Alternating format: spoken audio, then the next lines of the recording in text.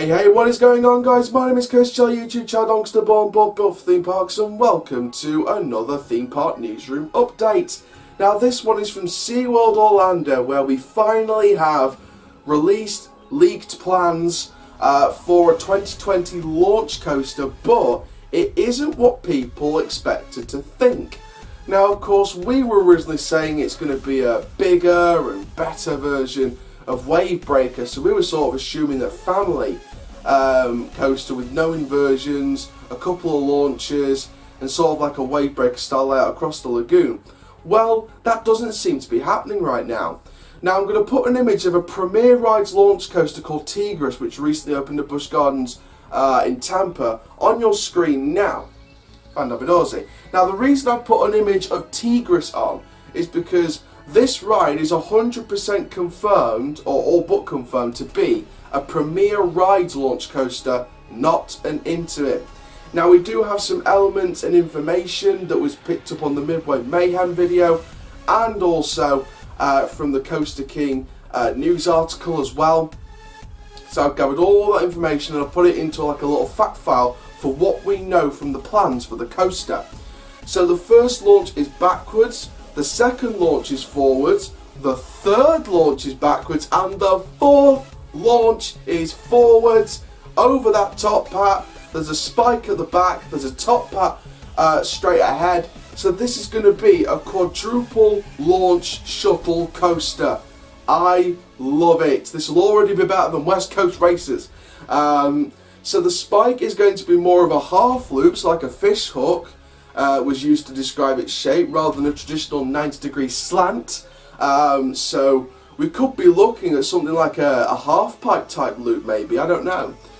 So the top speed is between 55 and 60 miles per hour.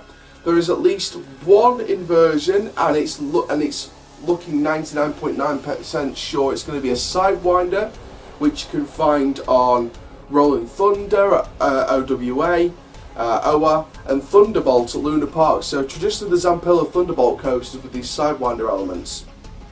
So what's been mentioned on here is a very plausible name for the coaster, so I'll get onto that in a minute, because I think you kind of see where I'm coming with this rumoured name. It's confirmed to be from Premier Rides on the plans, so it looks like we're getting a Premier, definitely. The top hat will have holding brakes at the top, so that could maybe bring the car back down for its third and fourth launches. Mango Joe's will be repurposed as the queue for this coaster, so basically this coaster is going to be sort of replacing the patio area for Mango Joe's right alongside the Bayside Stadium. And in fact, a couple of track pieces are going to be going over a big pathway, so again, you're going to get some really good shots of this.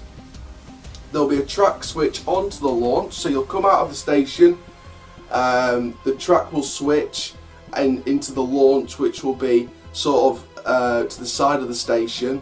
So that's an interesting way of doing it, the fact that you're not just going into a vertical spike and launching through the station. You're going to get switched, you know, from the station sidewards onto a new bit, onto the track, which locks on to the spike and the top hat and the rest of the layout and stuff like that. And of course, once you've finished doing that, it'll switch you back again. So very nice way of doing it. The coaster's layout will reportedly to have elements like a twisted double up, lots of S-curves, and a 90-degree airtime hill, and the latter of which sounds like a wave turn. So Premier taking inspiration from Intamin there. So that's some of the elements and facts that we got from the plan, the leaked plans. Of course, I can't show the plans, that's why I showed an image of Tigris, because it's expected to have that sort of Tigris style start, where it's sort of, you know, getting ready to go up the climb, then it comes back into like a half loop type thing, like it almost goes into like a non-inverting loop on the Skyrocket 2s, and then back again and sort of tries it again. So tries it more times than Tigris itself, but it's sort of related to a Tigris type start. Now, I mentioned a very plausible name for the coaster, and it's a name that I've discussed about in my video on SeaWorld San Antonio's GCI wooden coaster, also opening in 2020, and that is the name Abyss.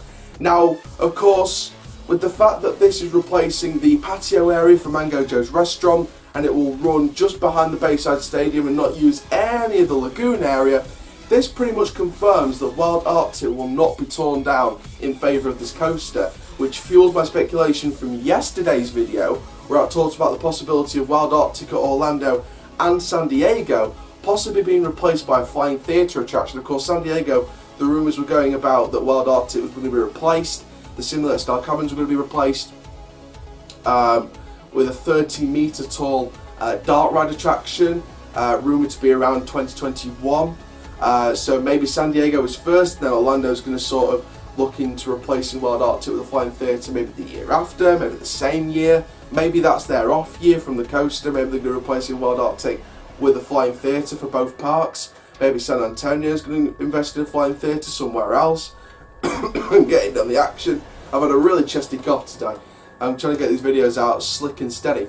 But yeah, the name that's been tossed around, you can probably guess by now, is Abyss. Now, I predicted the name Abyss was going to be more on the lines of San Antonio or Orlando, but I think with I said San Antonio was more likely to get the Abyss name. However, rumours are now speculating that Orlando's premier launch coaster is set to get the name Abyss.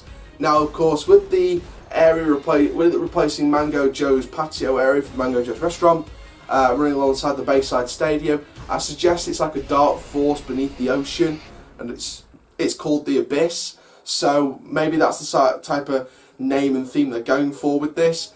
If not, I'd like to see another sea creature type theme. I mean, you look at if Abyss is for SeaWorld San Antonio, then SeaWorld Orlando should get a sea creature theme on, because you look at Mako, Kraken, Manta. I'd like to see Great White personally. I'd like to see Great White. Just get another, shark in there. But I'm not sure what type of name they'd go for. Maybe they'd go with like a Wavebreaker style name to sort of still link it in a way to Wavebreaker the Rescue Coaster at San Antonio. But like I said, I'm really excited from the look of these. I've seen the plans personally and I think they are wonderful, absolutely brilliant.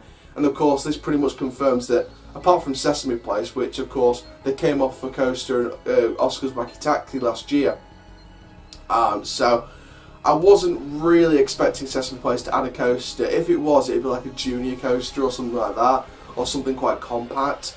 But apart from Sesame Place, the main SeaWorld and Busch Gardens parks are looking likely to I think they're all pretty much confirmed to get coasters next year. Busch Gardens Tampa, RMC Gwazi, Busch Gardens Williamsburg, Intamin Multi-Launch, San Diego, B&M Dive Coaster, San Antonio, GCI Woody, and now Orlando with a premier quadruple launch coaster.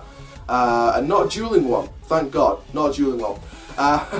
So there we go. So that's the Theme Park News update from SeaWorld Orlando. Comment down below what you guys think of this new coaster. Personally, I cannot wait for this to open.